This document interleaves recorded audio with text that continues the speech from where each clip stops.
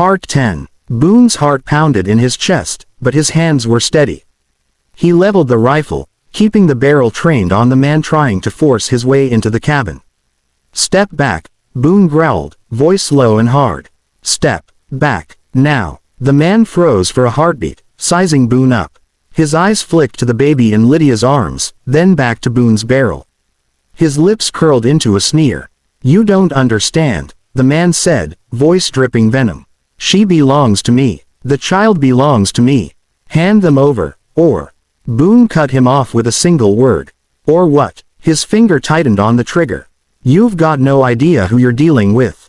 The man lunged suddenly, shoving against the doorframe with brute strength.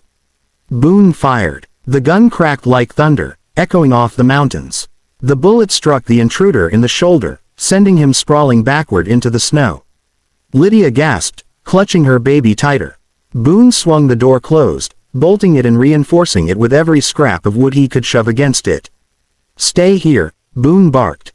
"Don't move." Lydia didn't answer. She couldn't. Her heart was hammering so hard she thought it might burst. She held the baby close, whispering soothing words, trying to calm him, and herself. Boone stepped outside again, snow crunching under his boots, rifle raised. The intruder was getting up slowly, shaking off the snow, blood seeping from his wound. His eyes were wild, his expression twisted with fury. "You don't understand," he hissed again, blood trickling from the corner of his mouth. "She's mine. She'll come with me whether you like it or not." Boone tightened his grip on the rifle. "You'll find out I don't like it. And you won't take her." The man charged, a howl ripping from his throat. Boone met him head-on, rifle butt slamming into the man's chest, throwing him backward. They crashed into the snow, rolling and grappling, each fighting for control. Boone's hands were iron on the stranger's throat, forcing him down, his body pressed into the frozen ground. "You will not touch her," Boone shouted, teeth gritted, his entire body coiled with rage. The intruder thrashed, trying to reach a hidden knife in his coat, but Boone's reflexes were faster. He grabbed the wrist, twisted, and the knife clattered to the snow. Boone slammed his elbow down, forcing the man to the ground and holding him there, every muscle straining. The intruder went limp, and Boone exhaled, chest heaving.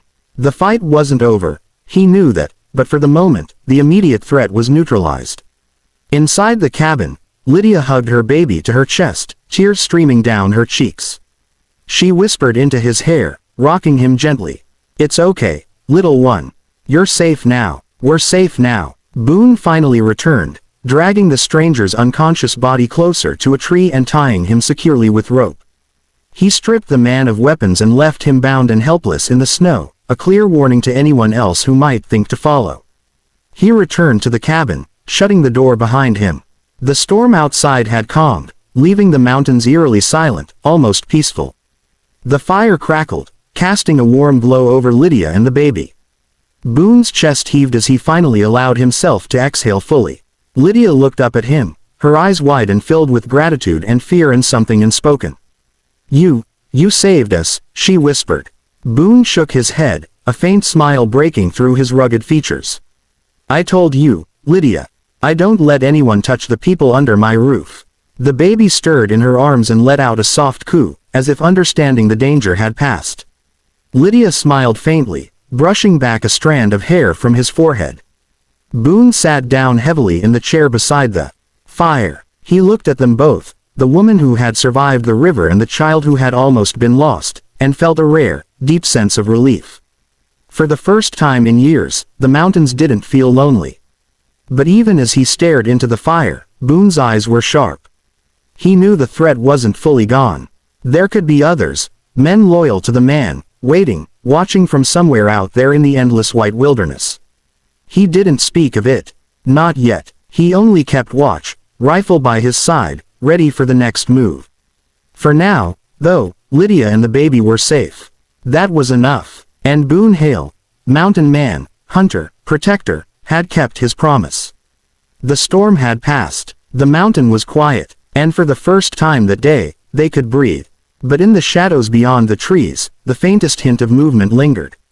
Someone had watched the struggle. Someone had noted the man bound to the spruce. Someone would return. Boone didn't flinch. He was ready, because whatever came, the woman and child under his roof were not going anywhere. Not while he was still alive. If you want, I can continue with part 11, where the pursuit escalates and Boone uncovers the full extent of who was after them.